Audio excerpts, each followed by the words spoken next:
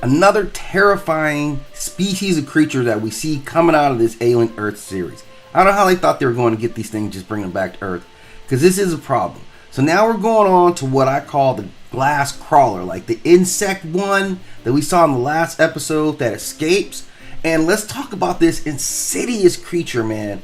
This thing is truly a threat, right? And the thing about it is that, remember, this guy didn't just break out by accident. This guy studied his way out of there, right? Everybody watched him or them just kind of crawling around the walls of its little containment, just like a bug that was just like having anxiety.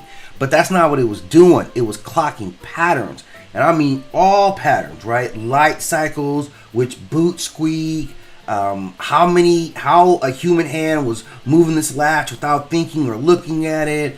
It was studying the daily routine of the handlers, their cycles, everything about it.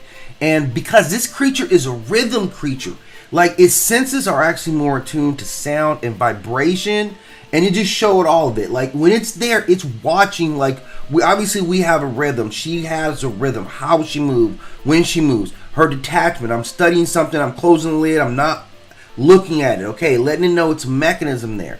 So this is a unique creature. It kind of looks like a mantis, very angular, right? The exterior cuticle isn't glossy, looks like frosted glass.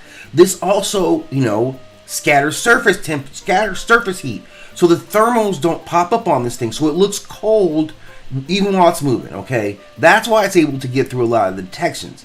And then you don't see it's got these little like striations on its on its forelimbs, I guess you would call them. And these things are super strong. Like the way they're positioned is not decorative, it's for giving it precision control. And that's how it's able to take a lever without seeing it and just like get in there and click around. So this thing is made, and especially so like things that are made to resist power typically fall to finesse, and that's what this creature is.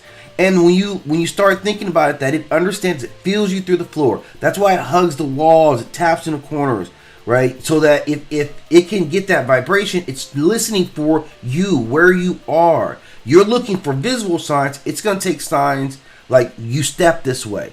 And diet-wise, this thing is all about you. It wants fresh mammalian tissues, soft joints, marrow, and when it fed on that apprentice, that's not a random thing that it got to the youngest one there, because that's what it's also looking for. It's looking for youth.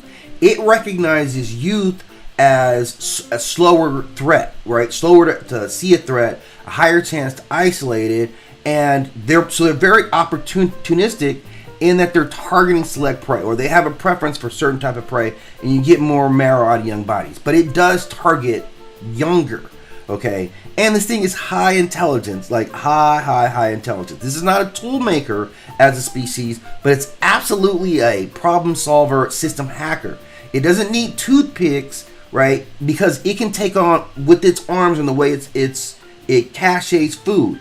So it moves through vents, it runs through wiring. Like in Captivity, it sees all this as a puzzle, and these guys love puzzles. They're problem solvers.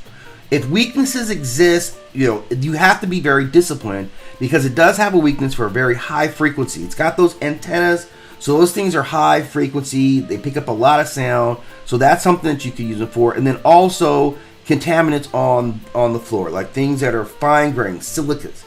These are things that are very disruptive. But if you've got containment, you were talking magnetic laps, no clamps or anything, nothing that can be memorized, insulated floors to take up that sound vibration. So it's very particular what you have to have. And then you'd even have to take on like rotating, how you have it in Captivity, like your handlers, like they can't come at the same time on the same shift with the same people, because it starts to learn the habits and it's going to figure something out. So this is insanity how diverse this creature is. Obviously it's extremely deadly, has poisons. We've even seen it in its smallest form, in its feeding form, emit a gas that killed 2 full-size humans in seconds.